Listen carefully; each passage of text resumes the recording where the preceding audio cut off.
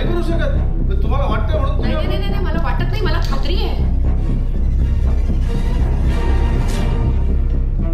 माझा वकील ही केस उभी राहण्याच्या आधीच बसवून टाकेल. पण मला एक सांग, कुठलाही सोशल कॉन्टॅक्ट नको म्हणून तू नाटकात काम करणं सोडलंस काय?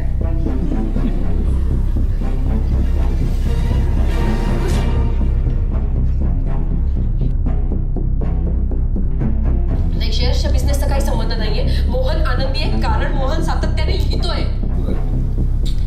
काय आकडेमोड आणि मोहन अशक्य आहे. त्याच्या प्रेमात नंतर त्याच्या लेखनाच्या प्रेमात आधी पडले. इतका मोठा फ्रॉड करून तुम्ही शांत कसे बसू शकता? शेअर्सचा बिझनेस आणि ते लेखक नाहीच आहेत मुळात. अतिशय सेन्सिबल आणि ब्रिलियंट लेखक आहे मोहन. चांगली गोष्ट आहे. काय काय लिहिलंय त्यांनी? आपलं नातं खूप वेगळं आहे. नातं? मोहन आणि तुझ्यात काय आहे?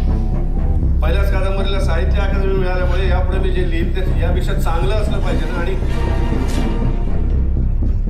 आपल्या जेव्हा असं काहीतरी वाचून काहीतरी वेगळं वाटायला लागतं ना, तेव्हा आपण काय करायचं असतं? आपण एखाद्या सायकियाट्रिस्टकडे जायचं असतं आणि आपलं काउन्सिलिंग करून घ्यायचं असतं. म्हणजे तो काही बोलत नाहीये, काही सांगत नाहीये. तो पैसे पचवायची तयारी नव्हती, ताकद तर त्यावर.